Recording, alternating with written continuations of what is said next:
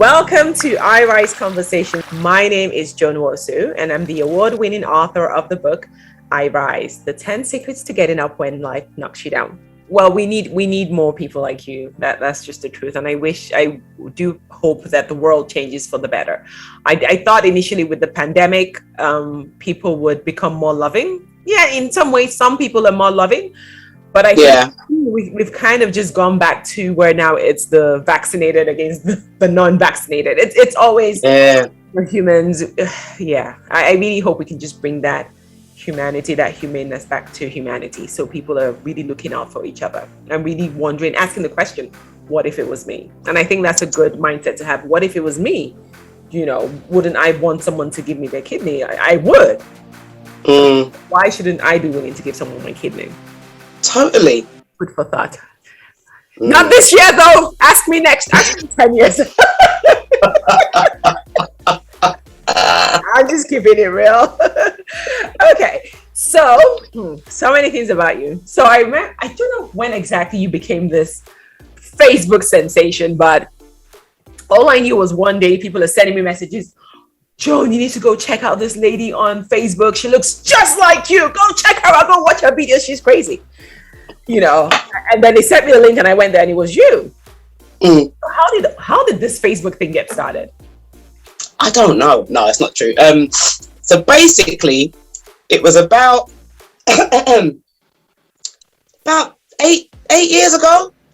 I did a TV show called Secrets of the Salon. And then off the back of that, oh my God, I'm really sweating, sorry. Menopause. We'll talk about that. So I did I've got to get some tissue, sorry, Joan. Oh my God. It's the lights, girl. Oh. Okay, you can move the lights. So I did a TV show called Secrets of the Salon. And off the back of that, I did another TV show called The Money Pit. So I was driving to Alexandra Palace where The Money Pit was being filmed, and I was nervous because when I did Secrets of the Salon, it was in the salon, it was with my staff, with Audrey, and it wasn't just me. But with The Money Pit, it was just me, and I was just really nervous. So anyway, I had a Facebook account, and I was driving to the place, and I just decided to make a video.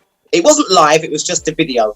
And in the video, I was just talking about girls wearing leggings and that not everybody should. Yeah.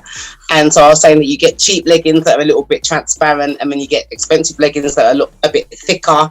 And, you know, but you should know your body size and you should know your shape. And basically, not everyone should wear leggings.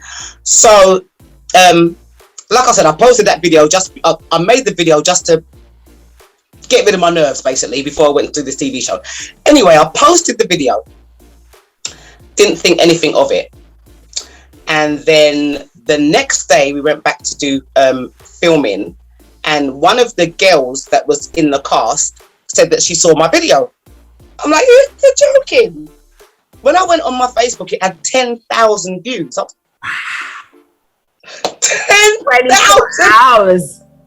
24 hours, it had 10,000 views. I could not believe it. And it just sort of spiraled from there. I just started making videos every week, just talking about random stuff and posting them. My biggest video had 1.8 million views. Wow. And I didn't monetize it. You need to go to that business school. I know. Everything. I know, right? Wow. So you kept because you really got into it, you know. You really got into it, and you were creating lots of videos, lots of content. Facebook had to shut you down a couple of times. Yeah, been on a few bans. Made a few enemies, you know, but yeah, you had a lot of people, you know, following you and listening to you, and you were really talking about real life issues. You know, yeah, sometimes you were just going off, but a lot of the time you were really talking about things that people didn't want to talk. They're thinking it in their heads, but they're just not courageous enough to speak up. So why? So you just kept going. Why did you keep going, creating content, and then you kind of just stopped? You kind of not stopped, but you kind of just slowed down a little bit. do you know what it is? Because with my Facebook doesn't define me, and I'm not ruled by my page. So even though I had a huge following, even though my videos gone viral and stuff, it didn't motivate me to keep doing it. I just did it when I felt like it, and sometimes I felt like it, and sometimes I didn't. So I'd make a video every day for a month, and then I wouldn't make a video again for 6 months. So because I was busy, I was doing other stuff. So my Facebook didn't define me. And why am I so open, and why do I talk about my stuff on Facebook? For me it's like therapy. And I don't have many secrets. I'm an open book. And when I'm talking to my Facebook followers, when I'm doing a Facebook live, for me it's like therapy. I'm just talking to the camera, but I'm talking to myself, if that makes any sense. Do you get what I mean? I'm just getting stuff off my chest. And yeah, people talk back. You know, it's amazing. Some of the inbox messages that I get, it's deep. And I think that was another thing as well. I used to find that part of it really overwhelming, because what you got to remember is, like, my Facebook page is not a fan page. It's just a normal page. So my friendship limit is 5,000, just like anybody else's. And it's always maxed at 5,000. I've got like 180 people waiting to be a friend. And then you can follow me, yeah? But anyone can inbox message me. And sometimes, Joan, I'd have 50 inbox messages a day. And it's like, even though 50 messages might not seem a lot, it is a lot. And when people are spilling their guts and telling you about their suicide attempts and their husband beating them and all the rest of it, it's like, it's a lot, because I'm not qualified to deal with that. So I don't mind talking to you on Facebook Live for an hour and telling you about what's going on in my life, but I just wasn't equipped to deal with other people's stuff, you know? And then, you know, I had people turning up at the salon, I had people sending me stuff. Babe, it was weird! It's the life of a celebrity. Hello. Baby, it was a lot. It was a lot. I remember a girl, she sent me a mug. She lived in America somewhere, I don't even know where it was. She sent me a mug all the way from the States. Wow. I had no clue who this person was. But obviously, because you can find my business online, so you can find me, and it just started to get a little bit scary. Do you know what I mean? I'm by no means a celebrity, but when strangers come up to you, when strangers can find where you are, yeah, it's intimidating. It's a lot. So I kind of slowed it down a little bit. Yeah, you did. But your story has inspired a lot of people. I try to live my life as an open book as well, but there's things about me that I wouldn't say. Not for me in particular, but I think about my parents who are still a little bit traditional. They might like, how dare you say that on air? But I do understand the whole concept behind living your life as an open book. Because now you don't have to lie. You don't have to pretend to be who you're not or who you are. You're just you. That's just the best way to live. You're free. You can say anything. Like, before people laugh, you laugh at yourself. Like, you talk about all your flaws, all your mistakes. It doesn't matter. It is such a free and liberating way to live. And you did, and to do that and still be able to inspire so many people, I think that's a winning strategy. You know, I watched most of your video. Like, people were sending me your stuff all the time. Like, we need to go check this out. I was like, oh God, here we go. Even oh my God, you have no idea. It was just ridiculous. But it was good. You really inspired a lot of people. But did I embarrass you? No. Yeah, you have to think about that. I have to think about it.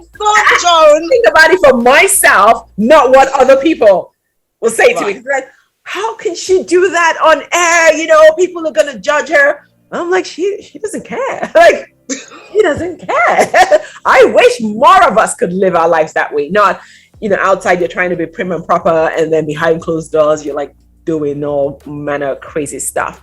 So yeah, so no, I wasn't embarrassed. I was just like, she's living her life. That's the best way to live. She's free.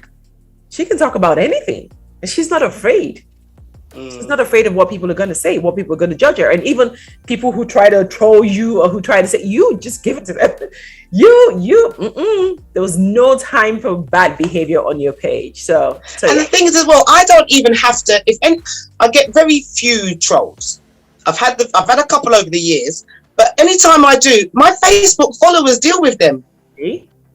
They deal with it. I don't even need to deal with it. Do you know what I mean? I might say a little one comment, but trust me, my little followers, they're on it.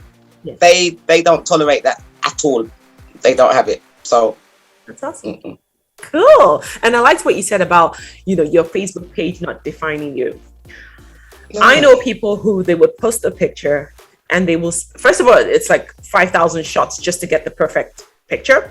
And then they post it and then they spend all day checking to see who's liked it, who's not liked it, who's commented, and it's like, I can't believe this person didn't comment. I was like, how would you know this person didn't? Like, how?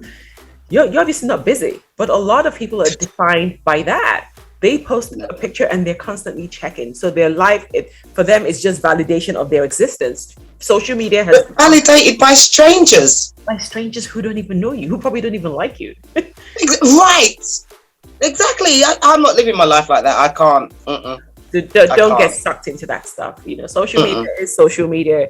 You post when you like. If you don't feel like it, you don't have to. There's no need to pretend to be anybody else. Be yourself. And if people like you, great. If they don't, life goes on. Simple.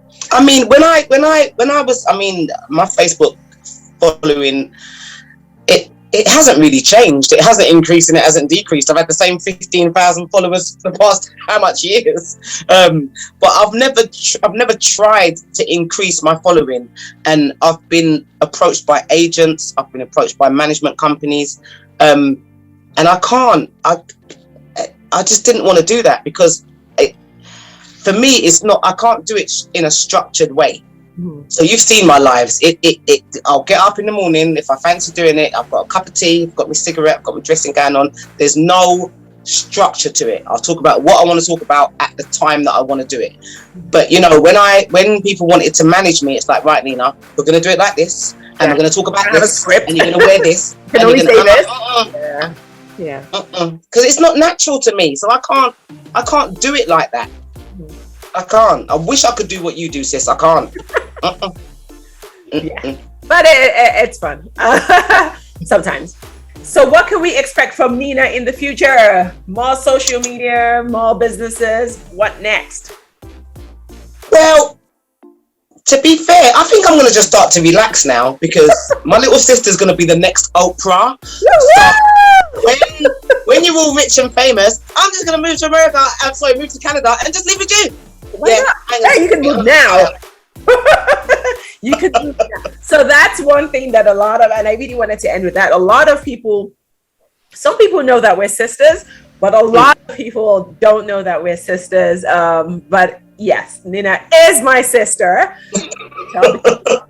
We kind of talk the same way as well. But yeah, thank you. So you're always welcome. Move to Canada, hey, and we'll get rich together. But you have to finish your trichology program because we're gonna get Yes. A lot of women need to grow their hair. No more wigs. Totally. Right, that's it. I'm moving to Canada. I'm gonna be a trichologist. You're gonna be the next Oprah. We're gonna take the world by storm. Yes, yes, we will. Wow. Thank you so much, Nina. It was really a pleasure. It's past midnight for you now, so thank you so much for being on with me today. It was such a pleasure. I learned a lot from you. I always learn from you. I look up to you. I don't really watch too many people's Facebook because they just chat a lot of dust, but you really say a lot. You speak from the heart. Sometimes it's brutal, but you are inspiring people. You are sending out the right message. You're talking about your life. You're sharing your life. You're sharing openly. You're vulnerable. You've cried in front of people. You've made us laugh. You've really given us a lot, and I want to say thank you. You might not know how many people you're touching, but you're touching many people's lives, and you gave someone. Thanks, sis. That means a lot. I feel guilty for not wanting to give out my kidney, but you did it, and that is an inspiration. And I'm going to be asking myself, wouldn't I want someone to do that for me? What if it was me? So thank you, and I really hope that message really resonated with everybody. Her start wasn't the best, but look at where she is today. It doesn't matter what you go through in life. It's all part of the master plan. Thank you. And before we go, I just want to say that I'm so proud of you. I am so proud of you. You're doing amazing things. I can't believe that I've got a sister that wrote a book. God damn! Now you're on the radio. video. No, you're a big deal. I'm so proud of you. I really, really am. I love you to pieces. You need to know that. Thank you. Thank you. So there you have it, guys. This is the end of the show. Thank you for joining us and tuning in. As usual, I'll be back next week on Irise Conversations with Joan. Thank you and have a good night.